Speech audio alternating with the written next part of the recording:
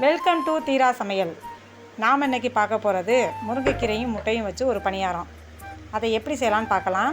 அதுக்கு தேவையான பொருட்கள் என்னென்னன்றது பார்த்துடலாம். முருங்கைக்கீரை ஒரு கைப்பிடி அளவு, அதை இந்த மாதிரி குட்டி குட்டியாக நறுக்கி வச்சுக்கோங்க. ஒரு வெங்காயம், 2 பச்சை மிளகா, 2 முட்டை. அது ஒரு பவுலில் முருங்கைக்கீரை, பச்சை மிளகா, வெங்காயம் எல்லாத்தையும் அதில் ஆட் பண்ணிடணும். 2 முட்டையும் உடச்சி ஊற்றிடணும். உப்பு சுவைக்கேற்ப,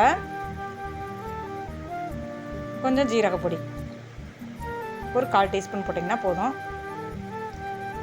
மிளகு பெப்பர் கொஞ்சோண்டு போட்டிங்கன்னா போதும். அதையும் நல்லா மிக்ஸ் பண்ணிக்கோங்க. இந்த அளவுக்கு கலந்து விட்டுக்கிறணும். ஒரு பணியாரக்கல்லை எடுத்து வச்சுட்டு இந்த அளவுக்கு சூடு பண்ணிக்கிறணும். கல் சூடான உடனே நாம் அதை கொஞ்சம் நல்லெண்ணெய் ஊற்றிக்கலாம்.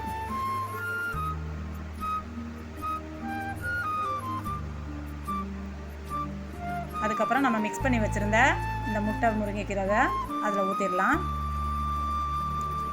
ஸ்லோ ஃப்ளேம்லேயே வைங்க, ரொம்ப சூடாக இருந்துச்சுன்னா கருகிரும். இந்த பாருங்கள் எப்படி வெந்திருக்குன்னு, அழகாக வருங்க பிரட்டுறதுக்கு. குழந்தைங்க விரும்பி சாப்பிடுவாங்க. சின்ன குழந்தைங்க பெரும்பாலும் முருங்கைக்கீரை சாப்பிடாதுங்க. இந்த மாதிரி நீங்கள் ஊற்றி கொடுத்து பாருங்களேன், அது ரொம்ப விரும்பி சாப்பிடுங்க.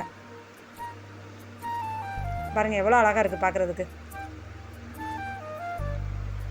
இப்போ நாம் அதை எடுத்துடலாம், வெந்திரிச்சிடலாம்.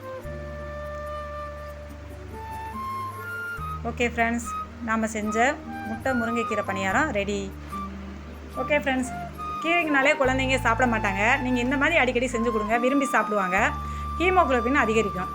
ஓகே ஃப்ரெண்ட்ஸ், நம்ம இப்போ சேனலை புதுசாக பார்க்குறவங்க ஒரு சப்ஸ்கிரைப் பண்ணிடுங்க, லைக் பட்டன் தட்டிடுங்க.